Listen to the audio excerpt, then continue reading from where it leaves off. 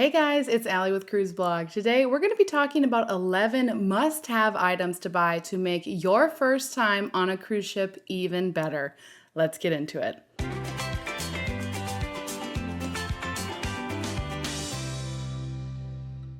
Packing for your first cruise can seem intimidating. You don't want to forget any essentials, but you also don't want to overpack because cruise cabins are smaller than standard hotel rooms.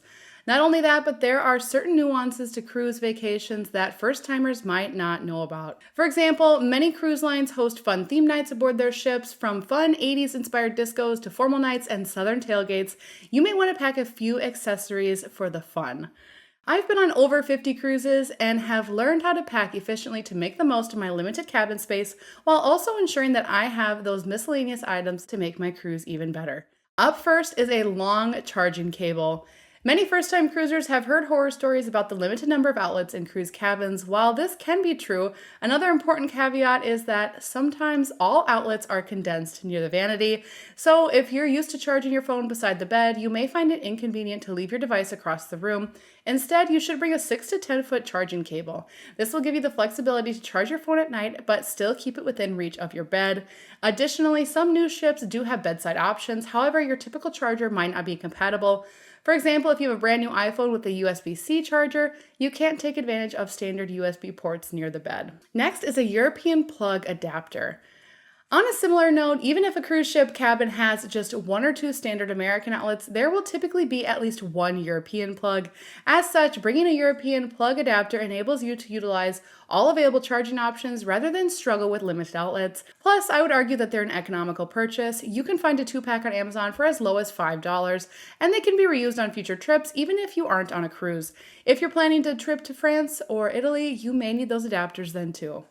Also, you should consider packing motion sickness medication. Even if you've never suffered from motion sickness before, you must come prepared on a cruise ship. Seasickness occurs when there's a conflict between your eyes, the ship's motion, and your inner ear.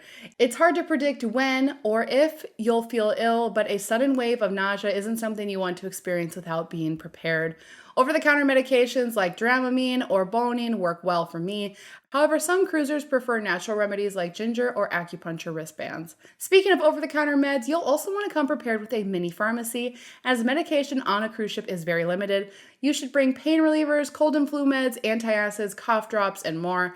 Even if the ship has what you need, expect for it to be very overpriced. For instance, a 2-pack of Dramamine on Royal Caribbean ships runs around $3.50 or $1.25 per pill. Next is packing themed attire. Mainstream cruise lines love hosting theme nights on board their ships. The themes vary from Caribbean to White Night or a specific decade like the 70s, 80s, or 90s. You'll have to do a little research to figure out when your sailing's theme nights are, but it's worth it if you want to participate. For example, if you're cruising on Margaritaville at sea, you should prepare for their honky-tonk night. Everyone on board decks out in cowboy hats, boots, and Texas-approved belt buckles, but you don't want to be stuck in your tropical shirt, jeans, and sandals. Up next is sunscreen. Like over-the-counter medication, sunscreen is very overpriced on cruise ships. I have seen cruise lines charge over $30 for a single bottle on their private islands before. As such, rather than banking on the fact that you can purchase more on board if you need it, come prepared with an extra bottle or two. If you don't use it, you can always take it home or keep it for other sun-related activities, whether it's a summer pool day or a sporting event. Without sunscreen, you could suffer a very painful sunburn and ruin the rest of your trip. Take it from someone who has looked like a lobster one too many times on a cruise ship. Up next is an air tag. When you arrive at a cruise terminal, a porter will take your larger bag, similar like an airport. Sometimes it can take hours for your suitcases to be delivered to your cabin.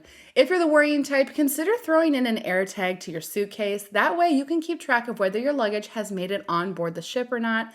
These are also useful in airports too. My home airport of Destin is notorious for long luggage delays. I have waited close to an hour for my bag before, not knowing if it was stuck outside or at another carousel, but I always have peace of mind when I can see my bag's location with an air tag. Next is packing a reusable water bottle.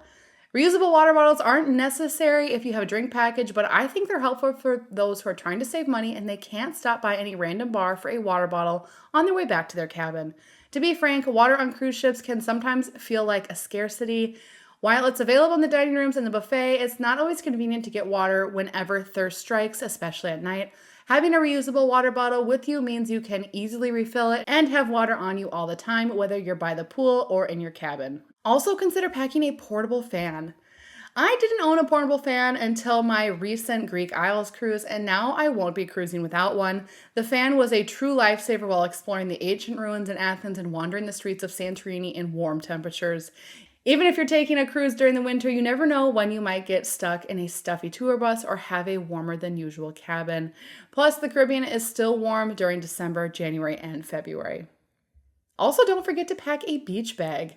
Beach bags are helpful on sea and port days alike. On board, you can easily carry your towels, sunscreen, sunglasses, hat, and other must-have items for your perfect pool day. Ashore, beach bags are handy for essentials like bottled water, snacks, extra clothing, and your wallet.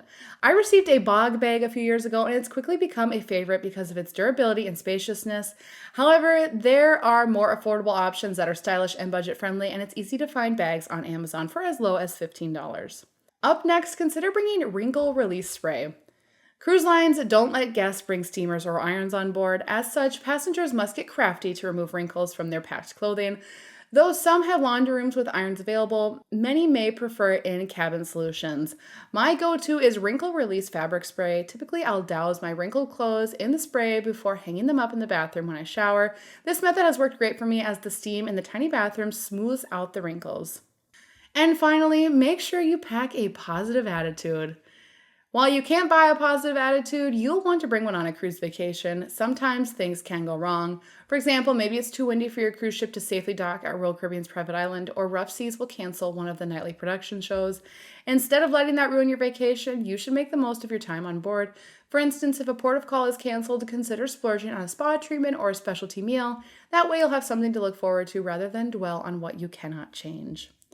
All right, everybody, that is all we have for today. Thanks for tuning in to Cruise Blog, and be sure and like and subscribe to our channel so that you can be notified every time we have a new video. Until next time, this has been Allie, and happy cruising.